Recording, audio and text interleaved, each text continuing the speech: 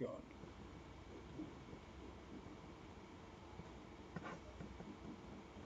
So this is an identity proof. So I'm going to turn the left into the right. Left-hand side equals sine A plus B over cos A plus B. Yeah? Courtesy of the other two formulas, sine A cos B plus sine B cos A. Remember, that's the British one, that's the one that mixes stuff together. Underneath is the Australian one.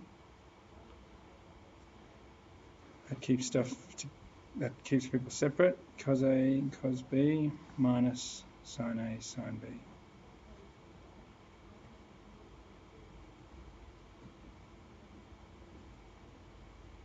Now that is a fraction. What we're going to do is we're going to keep the goal in mind. We're going to try and get just tan A. Tan A is sine A over cos A. We're going to try and get tan B, which is sine B over cos B. And the way we're going to do it is by a very clever division, which tries to achieve those. And it works out incredibly simple. If we've got a sine A up top, and we want sine A over cos A, let's divide by cos A. Yeah? But I also don't want anything there. I want this term to become that one. So I don't want that to be there. I'm going to turn that into a 1. Yeah? And I'm just going to hope that it works out nicely on those, which it may or may not. Cool? If obviously I'm dividing the top by that, I'll have to divide the bottom by that. So let's see if it really does work. Sine A cos B over cos A cos B is tan A. That's sweet. That divided by that is tan A. That divided by that is 1. But that's why I chose it. The real test is if this works out nice. Sine B divided by cos B is tan B. Cos A divided by cos A is 1. So that worked out very well. Hold on, check out how nicely this works out. Cos A cos B divided by cos A cos B is 1. Sine A divided by cos A is tan A. Sine B divided by cos B is tan B. And there we go, we're done.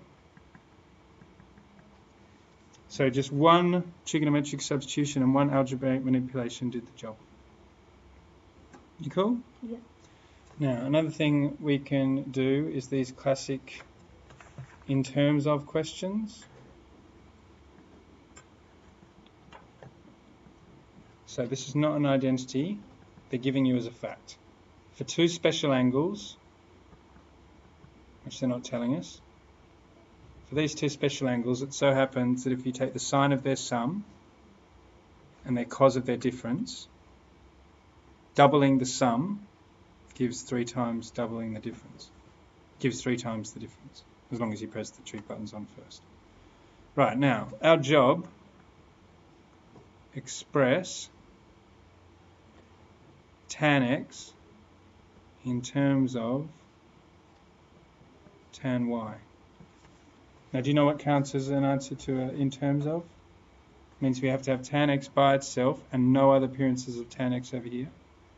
We're only allowed to use this and no other togglings between the alternatives. So if it says tan, you're not allowed to have sine or cos. If it says y, you're not allowed to have x or z or w.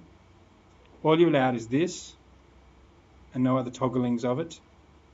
Numbers, the 4 operations, fraction line, root symbols, that sort of thing. Okay? So this is going to be hard. But anyway, let's start with what we have and see if we can do clever stuff on it. Now, we've always got 2 choices. We either do a trigonometric trick or an algebraic manipulation. What would you prefer? Given that it's in chapter 7a and they're trying to illustrate the new formulas, let's use the trigonometric substitution. Okay? Emily, you cool there? Yep. So, what's that? That's sine A cos y plus cos x sine y equals 3 cos x cos y plus sine x sine y. Now, this is something we've been told is true, so we can do red dudes on it. We can do things to both sides, or we can just do some algebraic manipulation. One thing we can do is expand this. You have to be willing to waste so much ink. just setting stuff out nice, but it's worth it because the better stuff is set out, the more likely you are to have clever thoughts.